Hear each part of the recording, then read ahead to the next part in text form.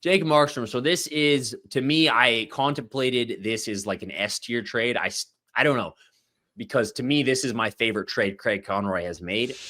Next on the list, without even breaking this down, everybody already knows. We can just slide this right up into S tier, I believe. Right into the S tier. You might as well just recap the folks what we got for him, because it was an absolute king's ransom. What's up, everybody? Welcome back to the In the Dome podcast. You got a neat little exercise queued up for us here today. I'll let you introduce what we're doing on today's episode.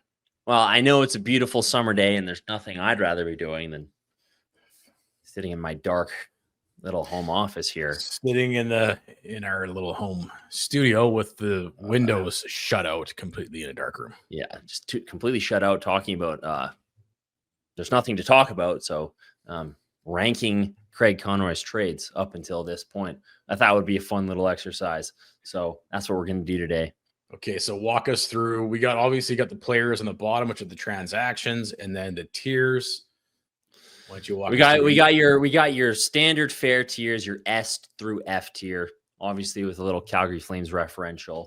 We've got S, which is the Cliff Fletcher tier, best GM in franchise history. I think there's no debate there. Got your A tier, which is prime Daryl Sutter tier. So that's prime. Not to be confused with GM Daryl Sutter. Not to be confused with end of tenure Chris Higgins, Alex Kodalik losing his mind, Dion Phaneuf for a bag of pucks, Daryl Sutter. We're more talking like getting Mika Kiprusoff and Alex Tanguay, Daryl Sutter. So good distinction there. You got the B tier, which is the Al Coates tier. I feel like he did a pretty good job when he was here. Coatesy. We got the C tier. Hey, I had a little Boston Pizza joke in there, but I guess I forgot to update that. You got your Brad Tree Living Boston Pizza tier. I think that's fair for C for Brad, right? Sure. Some good. A monumental fuck up, but kind of maybe is washed away. Hey, he put together the best Flames team since they won the Cup. Unfortunately, he took 10 years to assemble that team, and then it took about 2 weeks for that team to completely fall apart. So, double-edged sword of Brad Tree Living. And then you got your D tier. You got your Jay Feaster hot dog overdose tier. You're almost losing your first-round pick for offer sheeting Ryan O'Reilly, trading 20 spots down to pick Mark Jankowski in the draft tier. And then you've got your F tier, which is your Craig Button tier. Obviously, I think we're gonna buy out and cut Marty St. Louis. I think that's what we're gonna do. And you know what? We're gonna try to trade Jerome McGinley for Michael Pekka. So there's your tiers. There's your reference. Was Button the Mark Savard debacle as well? There you go, Mark Savard. There's so many. I think Mark Savard, J.S. Jaguar. Think about how good that team. Maybe that's another exercise we'll do. Hey, this isn't the first time an ex-Flame has won the Conn Smythe trophy, folks. I mean, Marty St. Louis being cut from the Flames. And then did he win Conn Smythe too? No, but he scored the OT and the goal in Game 6. It's something that's haunted us our entire lives. Yeah, like some of these new Flames fans, like you think pain. You think the hockey gods are unkind. You have no fucking clue. No, we were born in an age where we don't even remember the Stanley Cup. We've just been in pain outside of 04 for the entire duration, and not even pain. It's like evil, like hockey god, like it's like hell, evil genie pain. It's like in The Simpsons when Homer goes to like the ironic punishments division of hell. And it's like, oh, you like donuts, eh? How about all the donuts in the world? It's like, that's us. It's like, oh, you cut Martin St. Louis from your team 4 years ago. Well, he's gonna be for the Stanley Cup, fuckers. Anyways, that's our tier system here. I don't think Craig has any F tier trades, but maybe we'll discuss. So we won't have to. There's still time. There's still lots of time. All right, we're going to chronological order here. When Craig took over the team, his first trade was the Tyler Toffoli trade to New Jersey. So you got all the cliff notes on there. Give us the full trade. Okay, so this trade ends up being Tyler Toffoli to New Jersey for Yegor Sharangovich and the pick that was used to select Adar Sunyev. So, I mean, at the time, I hated this trade. I think I was in the majority. I think there was a lot of pushback to this trade, if you'll remember. But it looked pretty good after 1 year, didn't it? Because Sharangovich scored 30 goals, and a lot of us had to just put our foot in our mouth and shut up. So at the time, walk us back. Why was a lot of people hesitant that this was a good trade at the time? Well, you got to remember how good of a season Toffoli had. Remember how awesome he was in that 22-23 season? He was fantastic. Didn't he lead our team in scoring or some shit? Yeah, he was so good. He was on a really nice contract. 30 plus? Yeah, I think he had like 33 or something, 34 maybe. He was so good that year. Super clutch on a really nice value contract. It kind of felt like the Flames are going to be able to really like nail this one. And then, Sharangovich was like, he was kind of like, we always kind of compare. It's like every team has guys like this. It's like, well, he could be good, but he's kind of like struggling. He wasn't playing in the playoffs with New Jersey at the time. He hadn't really shown much outside of a couple spurts, kind of fallen out of favors, being healthy scratched. And it was kind of like, and a third-round pick for Tyler Toffoli, who just had a really good season. Toffoli had 34 goals and 39 points. 39 assists. Good for 30. Good for 73 points in 82 games. Yeah, that's clutch. That's clutch. He was clutch, and he was freaking awesome that year, if you remember. He had a lot. He had a couple great game-winning goals. That one late in the game in Dallas. He had remember that year? Fuck, that year was brutal. We didn't have a comeback win all season until like 10 games left in the season where they beat Vancouver. So he had that goal. So it kind of looked like a tough deal at the time. And I remember Craig even referenced it in an interview. He was like, everybody said I got an F on that trade. And then Sharangovich scored 30. You know what? Still, to be honest, like I'm still a hater. Not a hater, but like I'm still not the biggest fan. If you listen to the show, I'm not the hugest Yegor Sharangovich fan. So I still think this was kind of a trade. The fact you get the pick out of Suniev, because I mean, listen, like, has Toffoli been a better player for the teams he's played for compared to Sharangovich here? Like, would you rather have Toffoli on his deal right now currently? He scored 30 goals last year on a terrible Sharks team. He scored 33 the following season after the trade. He ended up with 3 straight 30-goal years. Yeah, Winnipeg Jets for 18 games. Yeah, and 30 goals, 54 points last season with the Sharks. Now, at the time, what was left on his contract? So what was the impetus for the trade? There was 1 year left, I think at like 4.25 or something. The impetus of the trade was Craig wasn't giving out extensions really to anybody at that point. And so, because we missed the playoffs, right? Was this the final year of Daryl Sutter? Yeah, final year of Daryl Sutter was saga era. That was his Toffoli's final year with the Flames. So I don't think the rebuild wasn't necessarily cued yet, was it? The team was still going for it, but perhaps with some contract negotiations with Lindholm and Hanifin and Tanev going into the year, Zadorov, maybe the writing was kind of on the wall, and so he wanted to get ahead of things, or what? Yeah, he just really likes Sharangovich, or both. Well, and I think the story was Toffoli didn't. It's not that he like demanded a trade, or I didn't even know if he asked for a trade, but it was kind of implied that, okay, if you're not going to talk extension with me, I'd prefer to be like, I don't really want to be here. So, and this is,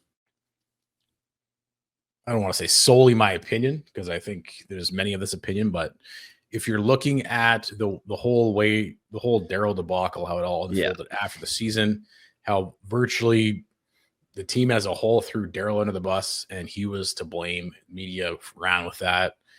Toffoli was one of the players speaking out against that whole narrative.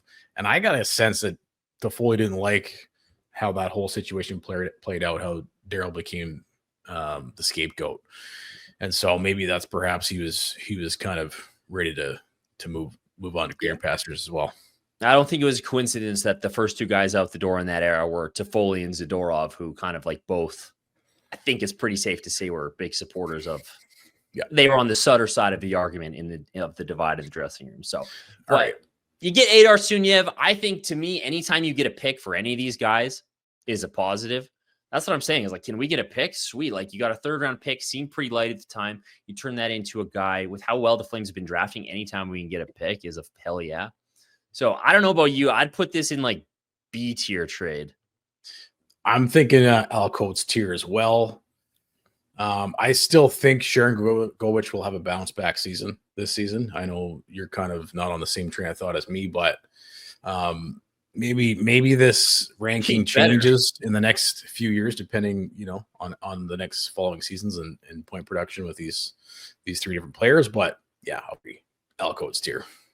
Elcoat's tier. And that brings us to the next trade, Nikita Zadorov. This was a bit more of a public spectacle where it kind of came out one night that he wanted to trade. So I remember this kind of this is kind of the real true cue the rebuild, was it not? Yeah, and it was also in line with there was a lot of panic. I remember this because the Toffoli trade was not particularly well received. The team was fucking brutal to start the season. Then they make the Zadorov trade, and the return was kind of light at the time, it seems. So Connie was taking it. He was taking it a lot. He was taking a lot of heat at this point. So they get Zadorov. They send him to Vancouver for a third in 2026 and a fifth. A third and a fifth. In 2026, the fifth as well? The third is in 2026. The fifth we received was traded in a different trade, which we'll get to later. But currently the Flames have a third in next year's draft from this trade. And the fifth? The fifth was traded for Nikita Zadarov to San Jose later in the year, which ended up being kind of a not a great move. So essentially you're left with a third. You acquired Zadorov for a third back when Brad got him. You trade him and end up with a third. And, at the time, a part of this trade too is damage control, right? Yeah, getting ahead of it. And I don't know how much of this is just fan speculation or media just doing their thing, but it kind of got the sense that it was becoming a bit of a problem in the locker room with Nikita, maybe creating a bit of a riff or a click, or some people might call it a cancerous situation. So part of it's damage control. I don't know. I'm gonna call this Brad Treliving tier. You never know what that third round pick turns out to be next season, and that might completely change where this tiering ranks. But you agree, Brad Treliving? Yeah, I agree. It was kind of a situation that maybe could have been avoided. I don't know if they jumped the gun too much. The selling price at the deadline wasn't great. I mean, he wasn't great since he's been traded. I mean, I guess he had a solid season in Vancouver. Yeah, he was, and I think he was one of their outstanding players in the little playoff run they had too. Yeah. So, given how well he was for them, wasn't the greatest return. Brad Treliving tier. So, next on the list, without even breaking this down, everybody already knows. We just slide this right up into S tier, I believe. Right up to the S tier. You might as well just recap the folks what we got for him, because it was an absolute king's ransom. Absolute haul. And I think what really puts this in S tier is just the mere fact that we didn't sign him to that big deal. That's just what that puts it even above S tier, because as everybody predicted, he's really struggled in signing his big extension. But arguably, Connie maybe would have preferred the former. So, but we just don't talk about that. We shake Lindholm's hand and we say, Elias, great guy. Thank you for many great years. Thank you for pricing yourself a bit too out of Calgary, so we weren't paying you $64 million over the next 8 years. Really appreciate it. Maybe you'll get a banner in the new rink for that decision. But what's left from the Lindholm deal? Obviously, Hunter Brustevich. The first round pick used to select Matvei Greden. There was a conditional fourth round pick in there that was ultimately flipped for other picks that they used to get Luke Misa in the fifth round and Hunter Lang. Yoni Yermo was a throw into that deal. He's no longer with the Flames. And I always forget that Kuzi is in this deal. I'm just going through this holy shit, we got Brustevich and the pick to get Green and the pick to get Misa and Kuzmenko. Yeah. Can we get a couple more of these trades? Fuck. Yeah, a few more of these to set our franchise up. This is one of the best rental trades I can remember in the past a long time. So absolutely S tier.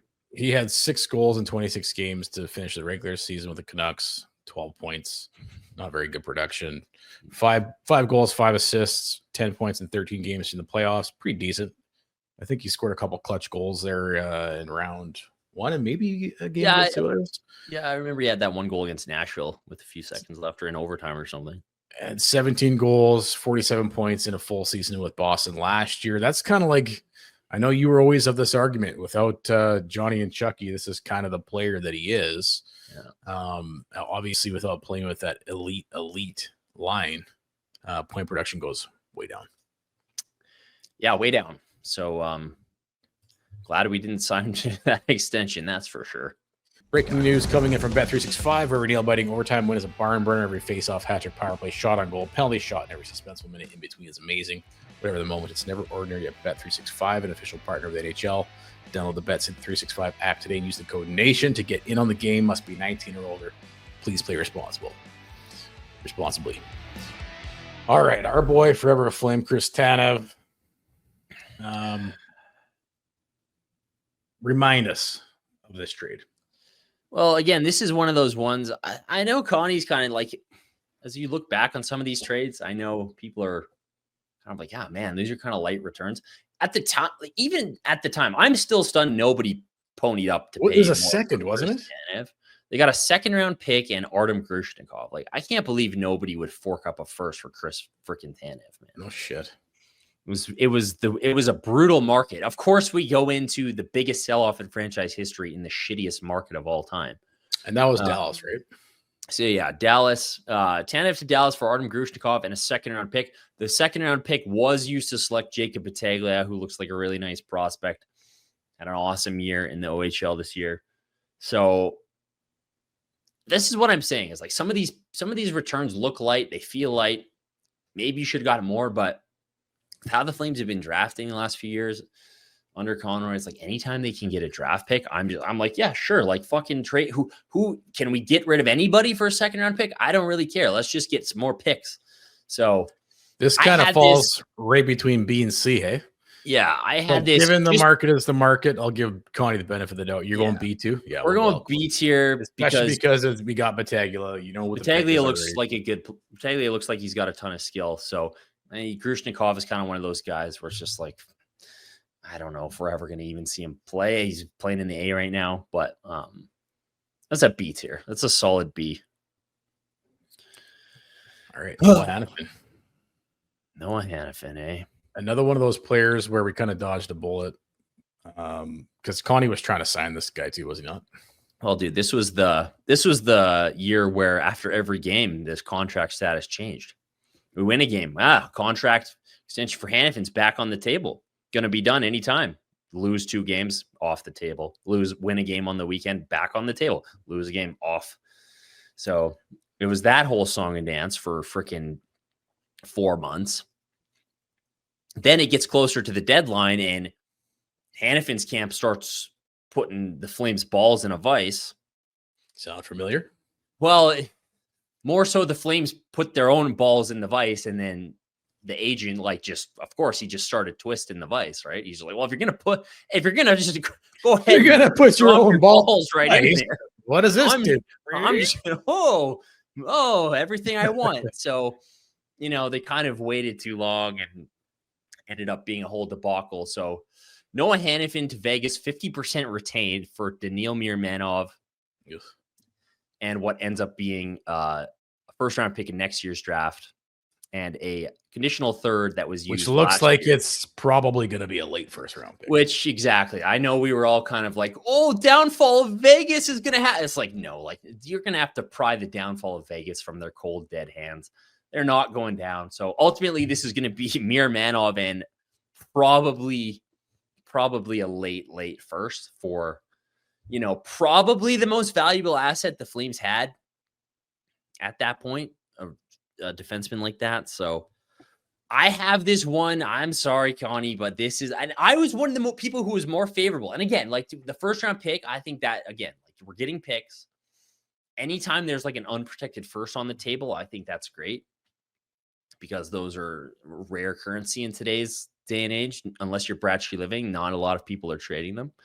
So I'm personally, for now, just putting this in Jay Feaster hot dog tier until we see what that first round pick is like. Because if it's like Mir Manov and a pick selected, Kirill Zarubin, goalie we selected with the third, and a late first for Noah Hanifin, 50% retained, that's a tough one for me. So great, I'll allow it.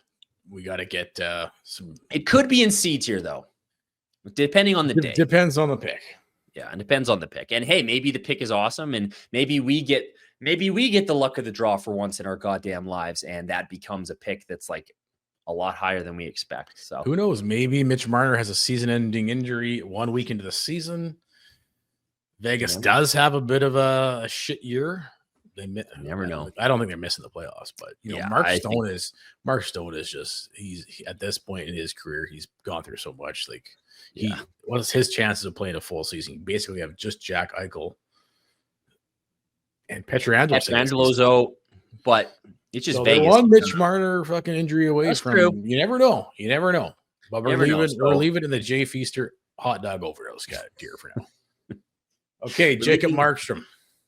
Jacob Markstrom. So this is, to me, I contemplated this is like an S tier trade. I don't know, because to me, this is my favorite trade Craig Conroy has made. Right, putting someone else's balls on the ice for once. Exactly. Like Tom Fitzgerald's begging you, pleading you, dragging your name through the mud, leaking info, being like, the Flames won't trade Markstrom. I'm just trying to make a deal here.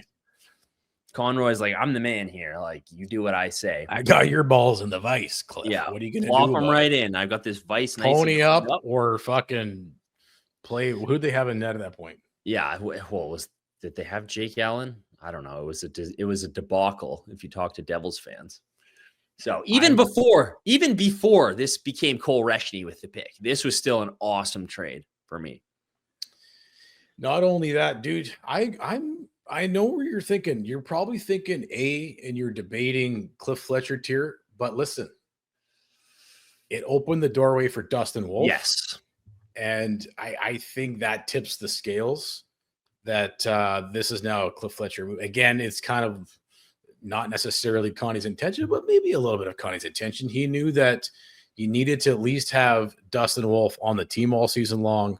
I don't think Connie predicted Dustin Wolf to do what he did last season, steal the reins permanently as the number one starter, but be one of the best goalies in the league. But going down, if you peel back all the layers to this, what was the official return?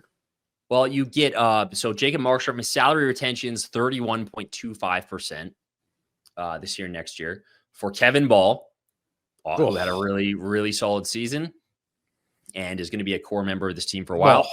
And the first round pick used to select Cole Reshny.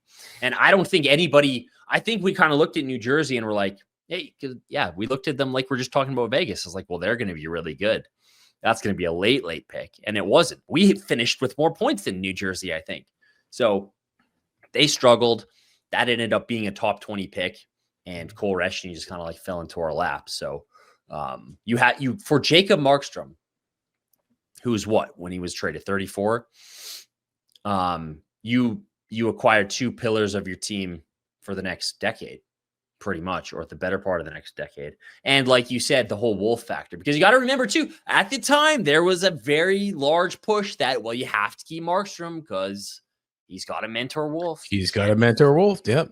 It's probably the other way around, but yep. Exactly. So Conroy was dealing from a position of like perceived, like, I think most people thought the Flames needed to keep Markstrom to bring Wolf along. And he was like, no, we don't. So a lot of people were saying that. Yes. Yeah. You kind of forget that was the narrative, but I'm swayed. This is an S tier trade. Yeah. 100%. You turned freaking Magic Bean. This is turning what? Not really Magic Beans, but you turned an old bean into like some freaking gold here. Was Markstrom not fucking overrated? Yeah. Totally. Is he not overrated? Like I was done with Markstrom the season prior. I didn't even like the Markstrom signing 5 years ago. So definitely I wanted turning Magic Beans for sure. Yeah. So awesome. And remember, like you said, where he was at the end of that 22-23 season, where I think he had the worst save percentage of any starting goalie in the league. The Flames were 30th in 5-on-5 save percentage that year. Guy couldn't stop a fucking beach ball. So S tier. I just want to pull up Markstrom's stats real quick. What kind of a season did he have last year with the Devils? I still remember hearing things like complaints with Devils fans. Well, there was a few first season with New Jersey. Playoff game he let in like the first shots after the Devils were dominating, and I was like, yeah. He played 49 games last year. He had 26 wins, 16 losses. Save percentage was a 900. Yeah, just like pretty mid. Slightly above average goaltending. Yeah. That's kind of what we would expect from Jacob Markstrom. Not shocked at all. And all right, so we got this Ahotic deal, which is kind of a non. They acquired Nikita Zadorov, who's the only guy on here we acquired because there's no image of a 5th-round pick. He's the only guy we sent out without getting a guy back. So 5th-round pick, he was terrible. That was kind of an ill-advised Brad Treliving trade, where it's like, why do we need this? Why do we need this? He's in Russia now, so I don't think it's quite an F tier, but it's probably a D tier. So, there was Emilio Pettersson trade. Who cares? Emilio. The Mangiapane trade, another one. Surprisingly, even though I love Mangiapane, it was a tough one to swallow when I came down. But another one of my favorite trades. I think this and the Markstrom trade are two of my favorite trades. This is a perfect. This is a home trade, bro. This is a perfect trade. This is a perfect trade. I have this in A tier. 2nd-round pick. It ended up being Colorado's 2nd-round pick that you used to select. The Flames used to select Theo Stocksalius this year.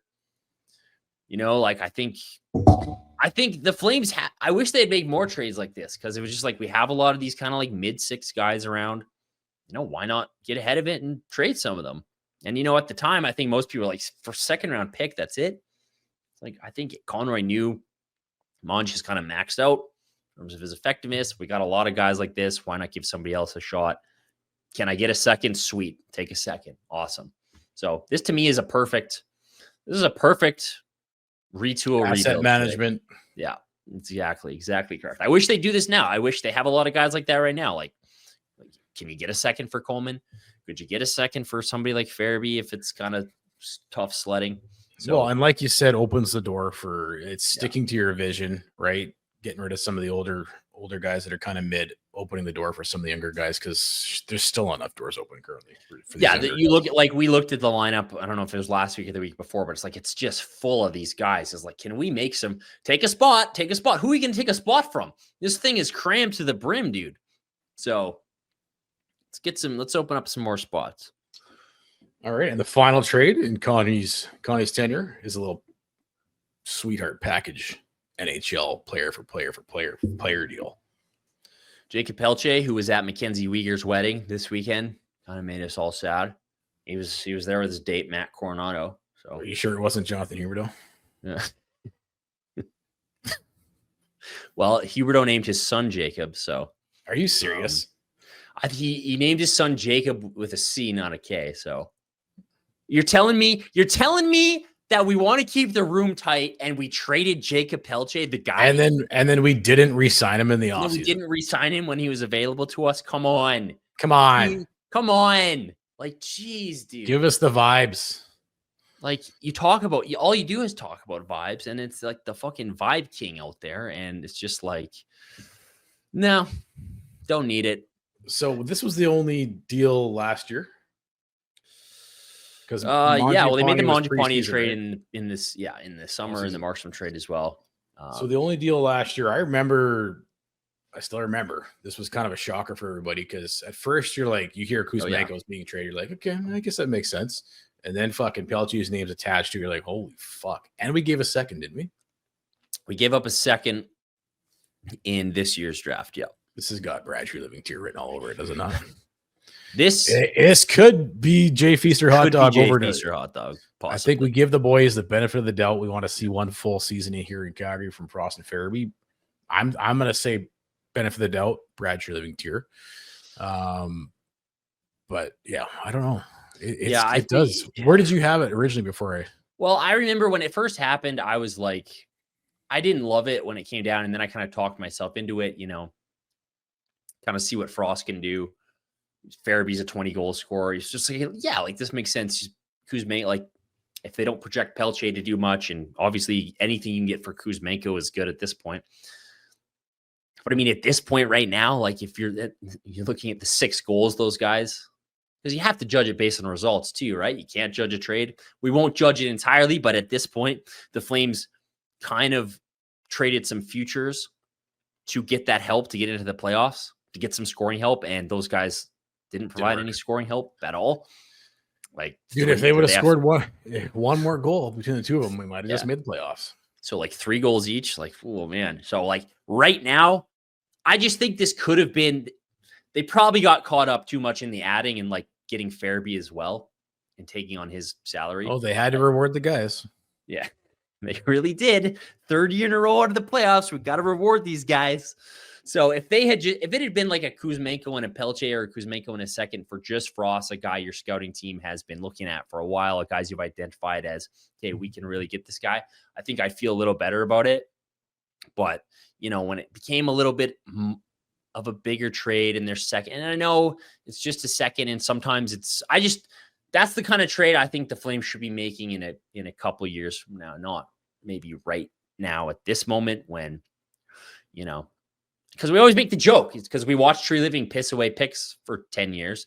And it's like, yeah, 2nd-round picks don't matter. 3rd-round picks don't matter. Why would you need a 2nd or a 3rd-round pick to like select guys like Braden Point or Jordan Kyrou? Like, you don't need those picks at all. So I personally would rather have the 2nd-round pick at this point. But like you said, got to give these guys a full season. There's probably some untapped potential there. Huska's got to figure out their systems too, because I think they struggled with that, with how the Flames play. But yeah, at this moment, that's a Brad Tree Living, maybe kind of a lateral, I don't know, trade, but hopefully it climbs. Hopefully it looks better as time goes on. So the Lightning are taking a flyer on him. They signed him in the offseason, and obviously the Kings give Kuzmenko, was it a 1-year deal? Yeah, he got like a 1-year $4 million or something like that. And that was a great top line. Yeah, to finish up the season.